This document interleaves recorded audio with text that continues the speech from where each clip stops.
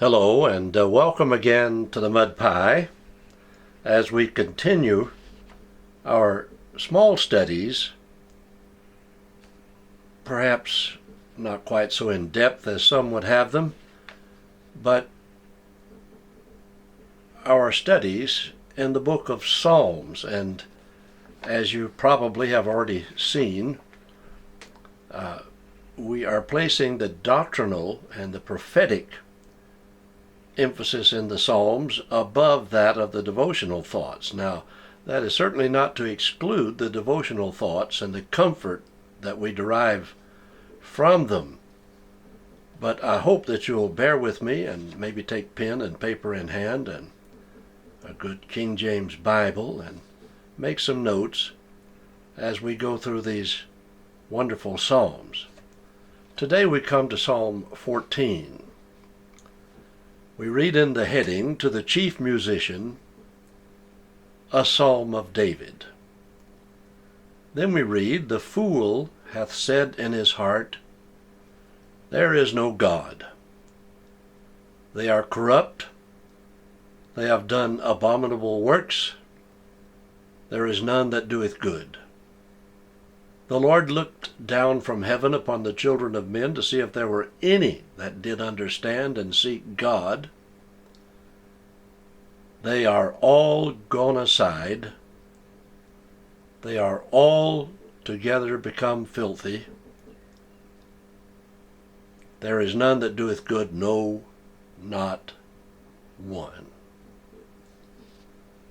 Atheism, as evolutionism, is an emotional religion. It stems from the heart and not from the head.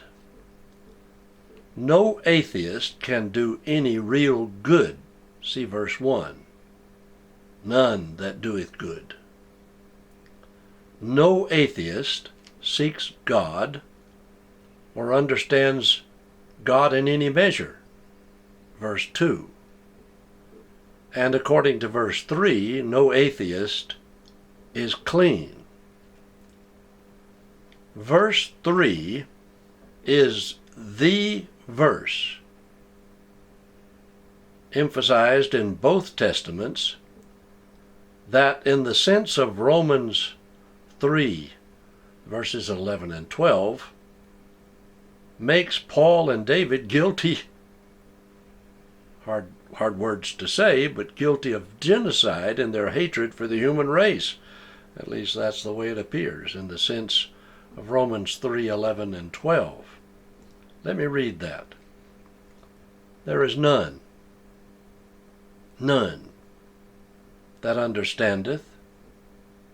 There is none that seeketh after God.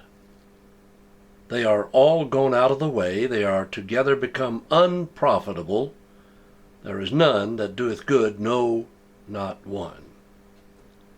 Every man at his best state is altogether vanity. See Psalm 39:5.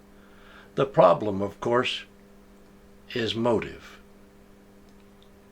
Now we come to Psalm 14, verse 4, and I'll read down through verse 7. "Have all the workers of iniquity no knowledge, who eat up my people as they eat bread, and call not upon the Lord? There were they in great fear, for God is in the generation of the righteous. Ye have shamed the counsel of the poor, because the Lord is his refuge. Oh, that the salvation of Israel were come out of Zion. When the Lord bringeth back the captivity of his people, Jacob shall rejoice, and Israel shall be glad." Compare verse 4 with Psalm 27, verse 2, and verse 5 with Psalm 22, verse 30. Let me read those verses to you. Psalm 27, verse 2. "When the wicked, even mine enemies and my foes, come upon me to eat up my flesh, they stumbled and fell. Then over to Psalm 22 verse 30, a seed shall serve him. It should be accounted to the Lord for a generation. Well, interesting words.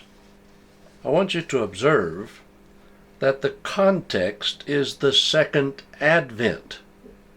The context, my friends, is the second advent, when the Lord bringeth back the captivity of his people. Verse 7.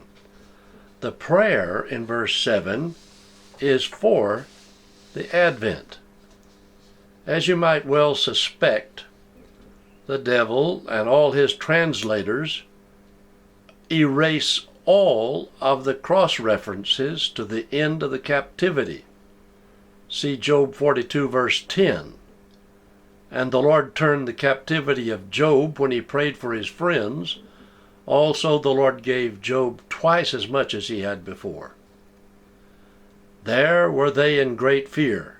Verse 5. Because of the events in Revelation chapters 6, 8, 9, 11, and the events in Revelation chapters 14 through 16. According to verse 6, we read there, because the Lord is his refuge. Compare, please, Psalm 11 verse 1 and Psalm 8 verse 9.